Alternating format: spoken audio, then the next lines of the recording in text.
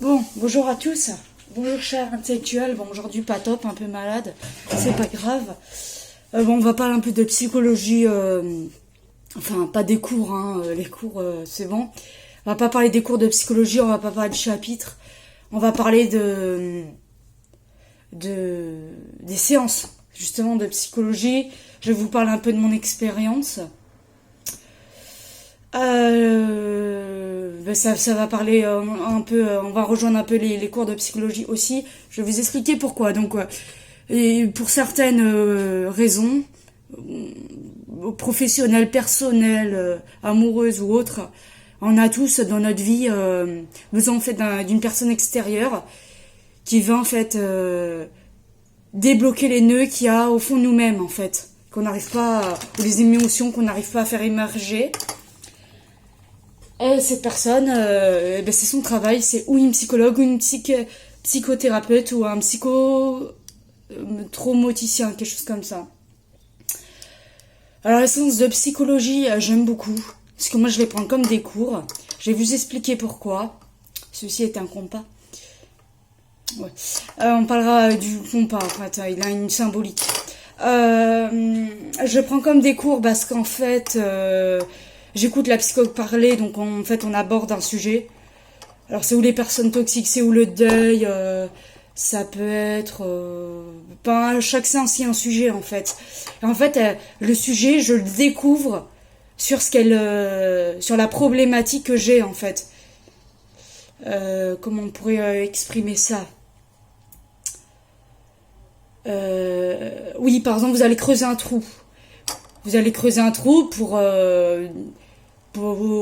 diverses et d'autres raisons. Vous allez trouver un vers nature, sciences et vie de la terre, SVT. Voilà un cours d'SVT sur les vers de terre. Vous voyez le truc en fait. Donc par exemple, j'arrive, je suis en deuil. Non, ce n'est pas le cas aujourd'hui, enfin ce n'est plus le cas. J'arrive, je suis triste parce que j'ai perdu telle ou telle personne. Cette personne extérieure, donc il y a une psychologue ou une psychothérapeute, va venir défaire ce nœud au fond de mon esprit, au fond de mon âme, bref, elle va défaire le nœud du deuil, et elle va chercher une problématique derrière, donc quelle est la raison de ce deuil, et ensuite elle va essayer de le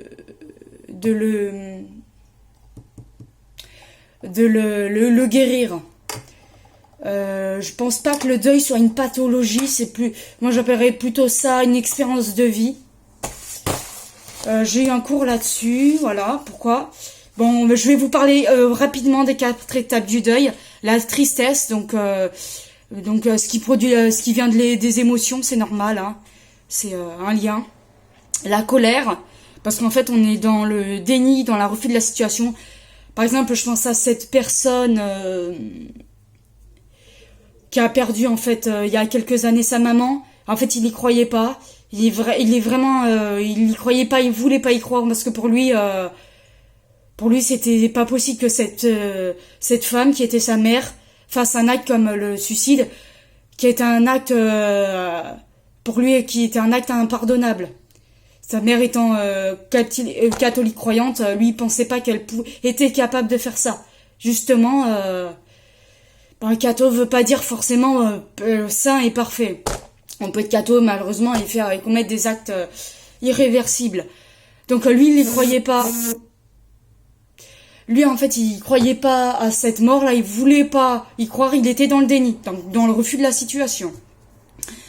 Ensuite tout de suite qui vient après c'est l'anxiété. Qu'est-ce que je vais faire sans cette personne là? Cette personne là en fait elle fait partie intégrante de ma vie. C'est celle qui m'apporte l'amour, le bonheur et l'encadrement dont j'ai besoin. Qu'est-ce que je vais devenir sans elle? L'anxiété, voilà. On se pose des questions, on est dans le stress, l'angoisse. Le marchandage psychique, alors j'ai pas compris ce que c'était, on en avait parlé en cours, je sais plus ce que c'est. Si vous savez ce que c'est, je crois que c'est essayer de trouver des solutions, enfin je sais pas. Ceux qui font des cours de psychologie qui savent ce que c'est, essayez de me dire, je sais plus, je me souviens plus. L'acceptation, cette personne accepte en fait que cette personne de sa famille soit décédée et la laisse reposer en paix, donc la laisse monter au ciel. Elle fait son deuil, enfin elle commence à faire son deuil. L'acceptation, ça peut être travailler sur son deuil. D'ailleurs, il y a un gros cours là-dessus il y a un cours là-dessus, bref. Vous tapez les cours de psychologie sur le deuil, vous allez en voir un chapitre complet. Le positionnement... le positionnement, ça... le compas, non. Le positionnement, bonne question. Si vous savez, dites-moi. Le positionnement, qu'est-ce que ça peut être? Je me souviens plus. Franchement, en cours de psycho, en fait, il y a tellement de termes qu'on aborde. Et souvent, on part dans des sujets à droite, à gauche. On essaye de se recentrer. Et, souvent, on aborde plusieurs sujets dans un chapitre, en fait. Du coup, y a tellement de choses à dire là-dessus, que le positionnement, voilà, si vous savez ce que je m'en souviens plus ce que c'est. Dites-le moi.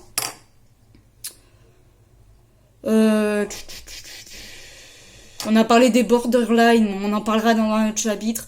Apparemment, c'est des personnes qui ont des émotions trop fortes. On peut pas, ça peut être des HPE. Voilà, des dépressifs. Ça peut être des bipolaires. Voilà.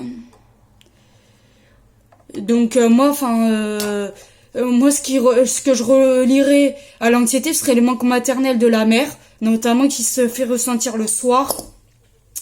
Et notamment, c'est ce qu'on peut ressentir également quand on est en internat ou qu'on est loin de ses parents. C'est le manque maternel de la mère. Voilà.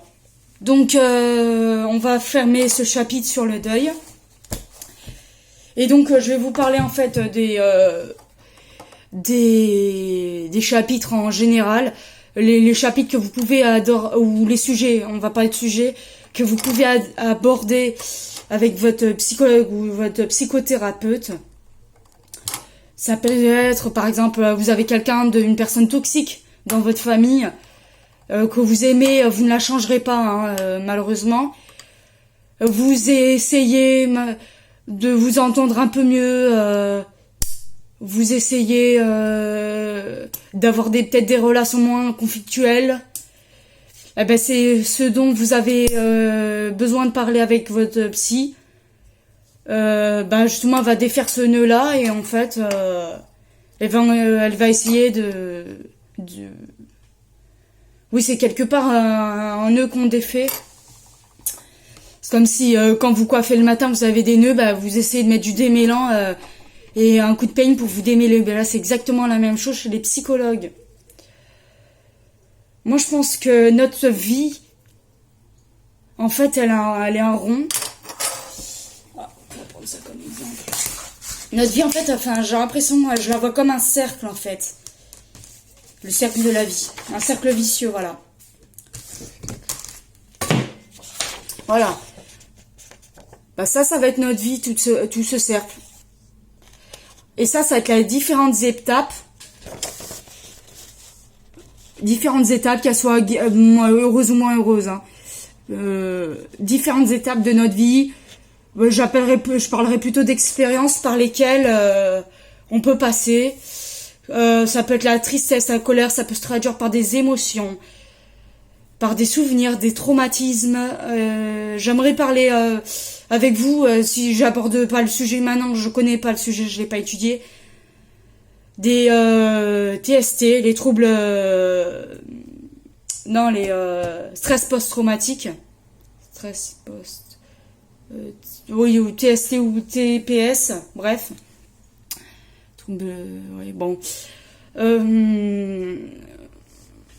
Voilà, par exemple, vous allez avoir un accident, vous allez perdre quelqu'un de proche, déjà vous allez être en deuil. Et après ce deuil, il peut venir pas tout de suite, ça vient des semaines après, un traumatisme. Par exemple, vous allez pas, par exemple, au moment de cet accident, vous avez été conducteur et vous arrivez pas en fait à reprendre la voiture. Le fait de conduire vous fait peur. Et bien là, en fait, et ça vous angoisse perpétuellement. Donc dans la nuit, il y a des angoisses qui arrivent, hein, des sanglots, tout ça. Ça peut venir ça peut être un stress post-traumatique. Là, je pense pas que, à la limite, il y a une psychologue, vous pouvez en parler. Mais là, je vous dirais, j'irais plutôt vers un psychothérapeute ou carrément un psychiatre. Parce que là, vraiment, c'est grave, oui, voilà. C'est une pathologie qui peut être sévère en fonction du type d'accident que vous avez eu, de la personnalité, enfin de la sensibilité que vous avez. Il y en a, ils sont plus ou moins sensibles. On n'a pas tous la même personnalité, on perçoit pas tous les mêmes choses. Il y en a, par exemple, après un accident de scooter, une semaine après, ils vont pouvoir remonter sur le scooter et continuer par une vie normale. Et il y en a, après un petit accident de voiture, ils vont être incapables de se mettre au niveau du conducteur et de conduire. Pour eux, ça va être un blocage. Voilà. Ils vont être, pour eux, ça va surmonter, ça va être insurmontable. Parce qu'il y aura justement un passage traumatique. Donc justement, ce gros nœud, faut réussir à le débloquer. Et justement, c'est le travail des psychologues, même je dirais des psychiatres. Ce qui est pour les pathologies aiguës. Voilà. Donc vraiment, moi je trouve que c'est intéressant. J'aime beaucoup ces cours ces cours. C'est pas vraiment des cours. Ces séances de psychologie. Parce qu'en fait, j'aborde un sujet, je parle de ma problématique. Autour de cette problématique, on essaye de trouver une solution. Et en fait, à travers cette solution, quelque part, il y a un chapitre.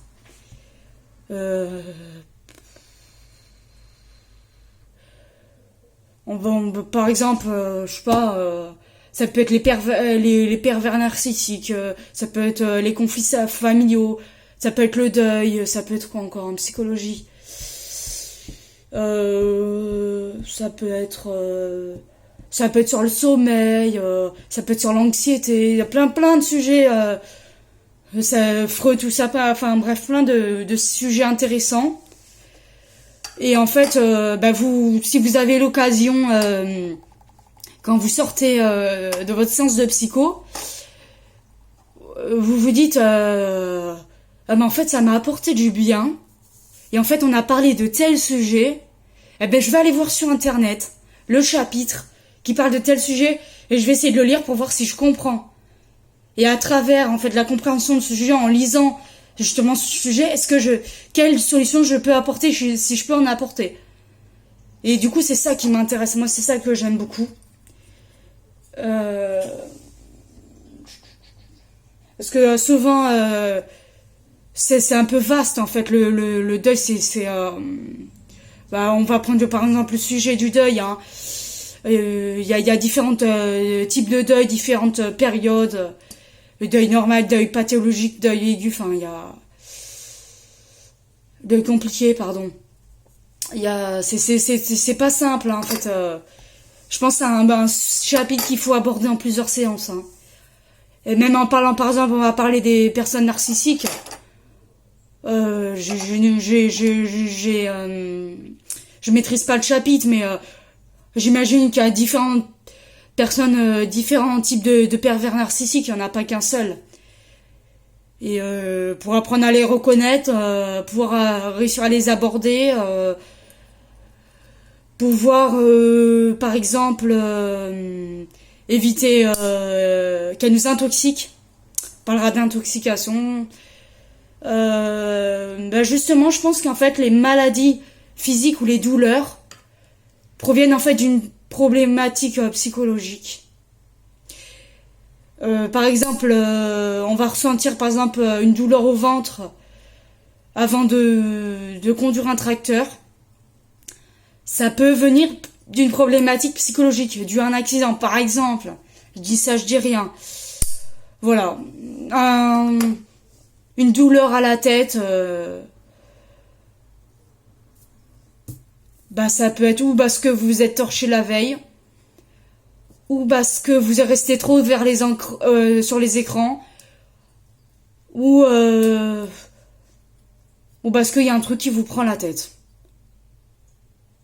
Voilà. De toute façon, les douleurs, moi je pense, enfin, je le verrai avec ma psy plus tard. On parlera des douleurs, tout ça, les points de douleur, tout ça.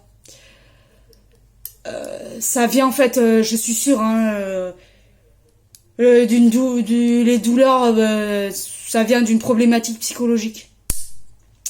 Voilà, voilà. Quand on dit en fait la douleur est dans la tête, c'est faux, mais c'est vrai en même temps.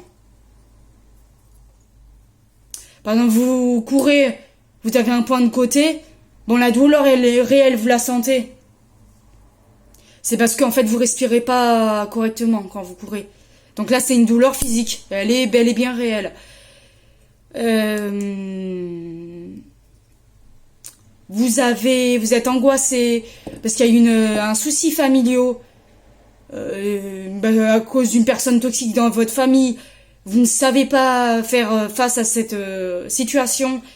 Vous ressentez des douleurs dans le ventre. Je dirais plutôt que c'est psychologique. De l'angoisse.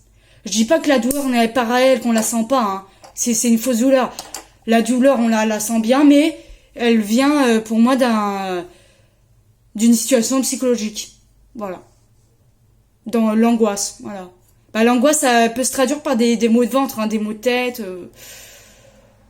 des sanglots. On parlera de l'angoisse dans notre chapitre. Je pense en fait, cette année, il y a tellement de sujets abordés que en fait, il n'y a pas de temps. C'est pas comme, je dirais, c'est pas comme des études de psychologie où en fait vous avez par exemple 1 année ou 2 ans pour apprendre un certain nombre de chapitres et à la fin de ces chapitres vous avez une évaluation. Non, c'est plutôt apprendre une leçon par son expérience. C'est plutôt ça. Et c'est ça qui m'intéresse en fait. C'est pas tellement des cours théoriques où on va vous évaluer sur votre capacité à comprendre un chapitre, mais ça va être plutôt savoir faire face aux problèmes.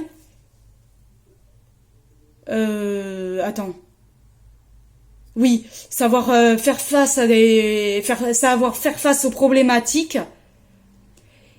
et les régler par le biais d'une leçon. En fait, je pense que le cours théorique en lui, le cours théorique en lui-même ne suffit pas. En fait, la psychologie, il suffit pas d'aller chercher des sujets sur internet ou d'aller demander à quelqu'un qui est dans votre famille qui est psychologue vous faire un cours. Je pense que ça devrait partir de votre expérience. Et par votre expérience, en fait, vous allez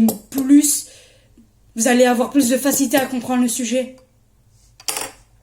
Par exemple, sur les personnes toxiques, je vais parler de pervers narcissiques parce que pour l'instant, si vous avez, par exemple, une personne dans votre famille qui est pervers narcissique, vous avez plus de facilité vous allez avoir plus de facilité à comprendre votre cours théorique en observant son comportement, ses faits, ses gestes et ses dires. Voilà. C'était cette vidéo. Elle va s'arrêter exactement à 20 minutes, j'espère. C'est très intéressant. Si vous avez l'occasion de faire ça, franchement, je vous le conseille. C'est une expérience justement incroyable. Et non, les psychologues, c'est pas juste pour les fous. C'est pour ceux qui en ont besoin. Ceux qui ont besoin d'un équilibre dans leur vie.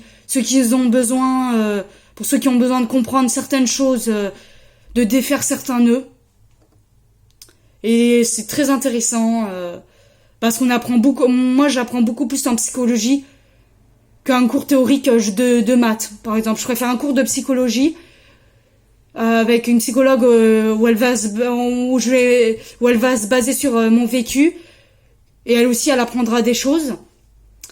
Qu'un cours de mathématiques purement théorique, on va vous demander d'apprendre des formules où vous allez rien y comprendre. Oui, après, on vous demandera de faire des exercices. Voilà. Donc, vraiment, si vous avez l'occasion d'aller voir un psy, allez foncer. C'est vraiment l'occasion. Les sujets, en fait, d'abord, c'est eux qui les abordent. Et après, si vous avez envie d'aborder un sujet, libre choix à vous. Je vous laisse. Je vous aime tous, surtout ceux qui me détestent. N'hésitez pas à laisser un commentaire, c'est gratuit. Ne regardez surtout pas la télé, ça fait fondre le cerveau. Et je vous dis ciao pour une nouvelle vidéo. Gros bisous.